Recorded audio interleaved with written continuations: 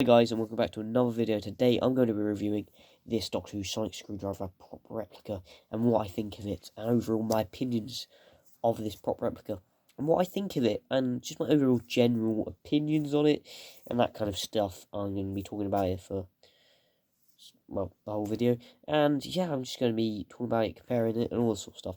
So I really do love this. I bought it yesterday, absolutely love it. So much great, and yeah, let's get into the main video. Please remember to like and subscribe if you enjoyed the video, and yeah, let's get into the video. This is part of the video where I say, let's have a look at the packaging, and yeah, all that sort of stuff. But with this, it has the unique thing, the fact that it doesn't have any packaging, apart from this little note here on it. So basically, it has, Mark III, Sonic Screwdriver, Pertwee to Davison, handmade, and all that side of stuff, and then price on it, that sort of stuff. Yeah, so I think this is really lovely, exactly. And of course, it does have the added details and everything, which is super lovely. Let's go and see it now, what it kind of looks like stood up. So here's what it looks like standing up, and of course you can see that I've tried to extend my backdrop because obviously it helps because it's a lot taller than the usual things that I've reviewed. Of course, you have a look at that, you can see the nice bullet hole, and this thing is unscrewable, so I guess you swap it out for a different version or something like that.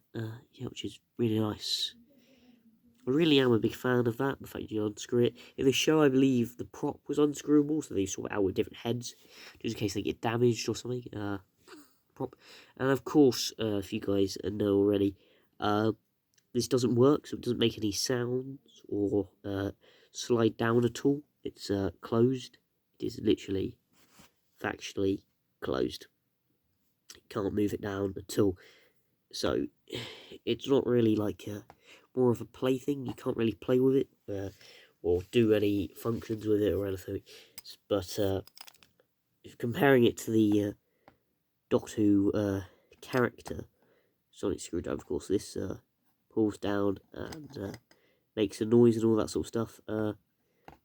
Yeah, so if you want one that makes a noise, I'd probably go with the character options one.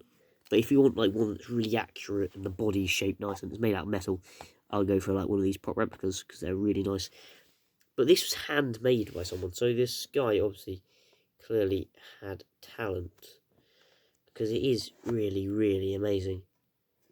I find it amazing how he actually made this. It's really great. It's lovely. But going through the architecture overall, the details, the texture on it. Of course, you've got the metal top bit of the rim. That would be black in the show. But this is unpainted as well. So coming down here, you've got the big metal glass bit there. Of course, you've got the little column there. Going down to these two little rings. Of course, if you're watching Peter Davison, that would be white. And going down to there, and then these three little lines. And then the big base at the bottom, round circle there. Of course, this little hole, which apparently I did a bit of research into this. Apparently they so some data goes into a machine. This pokes in the hole as it spins round and forms it. So this was obviously made on a machine.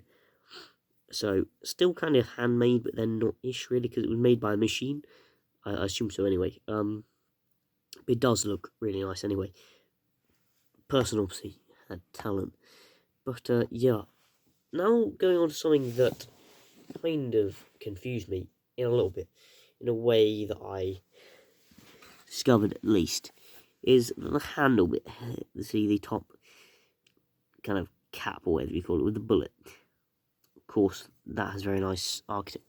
That has very nice texture at all. That has very nice texture with the three little lines, your tubes going to the bullet, and of course the round bit at the top. Of course, you've got the bullet side there, and you've got the bullet bit pointing down. But there's something that confused me about this is the fact, yeah, if you look at it a bit more closely, you'll begin to notice something. Because I started noticing this around this morning,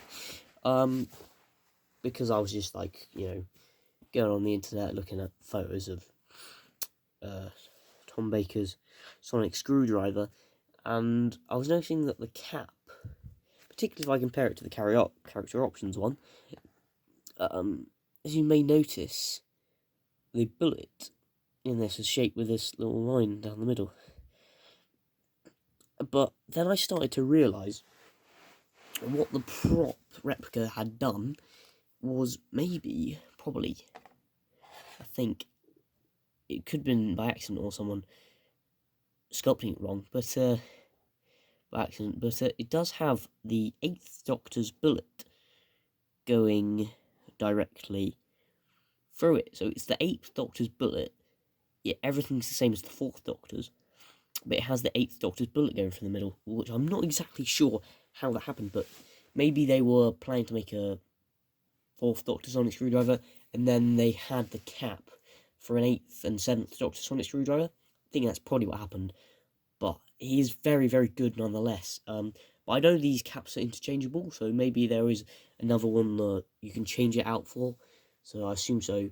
Maybe the guy who built this built another spare head to change it over, but we'll probably never know. But I mean, I really am a big fan of this though. Nonetheless, I think it's incredible, and of course this is one of my favourite things in my collection, I think ever now, really, since I bought this yesterday. I think, as the most recent addition to my Doctor Who collection, I think it's probably one of the best things I own that is Doctor Who, really, and I really love it, because everything about it, it's like heavier metal, and it kind of makes you feel that little bit more connected to Doctor Who. I don't know if you know this, but if you own a prop replica or something like that, something that is shaped out of metal that's like Doctor Who, because if you compare it to the character options version, which I have been doing quite a lot in this video, like if you forget about the lights and sounds and that's just painted, which makes it more accurate entirely, but if you get closer, it kind of makes you feel kind of that little bit more closer to Doctor Who in a way, because it's like proper metal, and this is probably what, let's say, like, all the Doctors they holded a metal specific thing like this, so they, just going back, like, all the Doctors who've holded something similar to that, so let's say, Patrick Troughton, Jon Pertwee,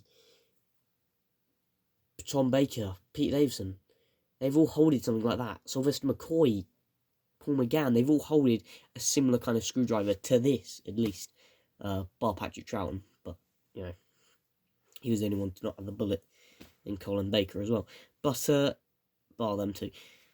But, I mean, I really think that this is just amazing, really. Like, I mean, I am so pleased to have this in my collection, and, yeah, let's just have one last look at the actual body, so you can see the nice extra bit of that, just leaving the head behind, the nice bit, the little details, the cuts into the actual body, the rings that go around the middle. Of course, you have the nice thing there, nice ring around there, and then you have you got a little hole there, but it doesn't come well as well on camera, but I mean, it is really great, and you can kind of see the metal effect, everything. It does really look fantastic. Quoting the 9th Doctor there, but I really say this is fantastic. I am a big fan of this bit, where it's like, it does have the, like, little things in there, which is very accurate to Tom Baker's time on the show with this. And I've got to say, as a replica to Tom Baker's on the body, I think that's really accurate. It's just the head which isn't exactly accurate, but it's close enough for me, and I really am a big fan of this. And yeah, I think that's all.